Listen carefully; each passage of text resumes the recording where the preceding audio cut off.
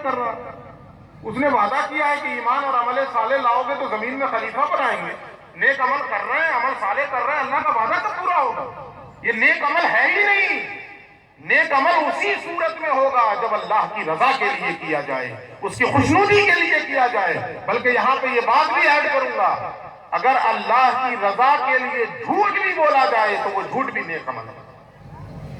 سن لیجیے, اگر اللہ کی خوشنودی کے لیے اور اس کی رضا کے لیے کوئی جھوٹ بھی بول رہا ہے نا تو یہ جھوٹ بھی نیک عمل ہے. ہو سکتا ہے آپ کو حیرت ہو رہی ہوگی, یہ کیسے ہو جائے گا جھوٹ بولنا نیک عمل؟ اللہ فرماتا لعنت اللہ علی الکاذبین, جھوٹوں پر اللہ کی لعنت ہے.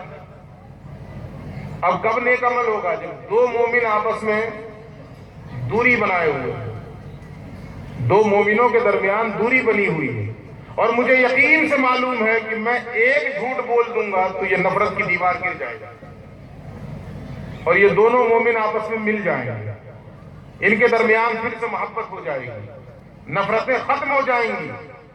اگر یہ یقین ہو کہ ایک, یقین کی بات کہہ رہا ہوں, اگر یہ یقین ہو کہ ایک جھوٹ بولنے کی وجہ سے دونوں کے درمیان کی دوریاں ختم ہو جائیں گی, تو دونوں مومنوں کو ملانے کی خاطر اگر کوئی جھوٹ بھی بولے گا تو نامہ اعمال میں نیکی لکھی جائے گی. اور آج کل ہو کیا رہا ہے؟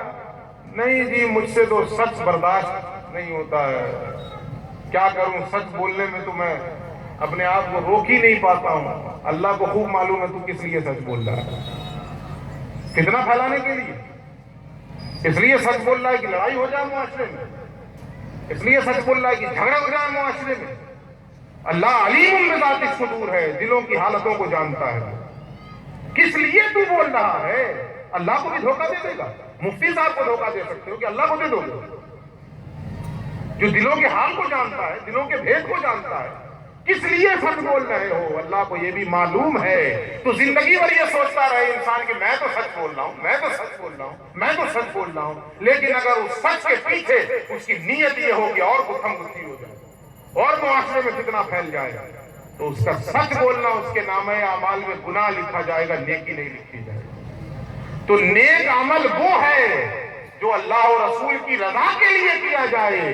اگر اللہ اور رسول کی خوشنودی مقصود و مطلوب نہیں ہے تو وہ عمل صورتاً تو نیک ہوگا, حقیقتاً نیک نہیں. تو صورت کسی چیز کی الگ ہو سکتی ہے, حقیقت کسی چیز کی الگ ہو سکتی ہے. تو نیک عمل اس اعتبار سے کرے, جو بھی کرے اللہ کی رضا کے لیے, جو بھی کرے اللہ کی خوشنودی کے لیے, بولے اللہ کی رضا کے لیے, بولے بھی تو اللہ کی رضا کے لیے. ہم تو بولتے بھی اس لیے ہیں کہ میں جم جاؤں اور میری تقریر پسند کر لی جائے تو مجھے نذرانہ زیادہ ملنے لگ جائے. تو اگر اس سوچ کے ساتھ میں بول رہا ہوں تو یہ نیک عمل ہے. ساری زندگی بولتے رہ جائیں گے اور دل ہی دل میں یہ سوچتے رہوں گے میں نے تو بڑی خدمت کی ہے, بہار سے لے کے گجرات تک, گجرات سے لے کے پاکستان تک, اور فلاں فلاں ڈھیکاں, اور انسان یہ سوچتا رہے کہ میں تو نیک عمل کر رہا ہوں, میں تو نامہ اعمال میں کچھ نہیں ملے.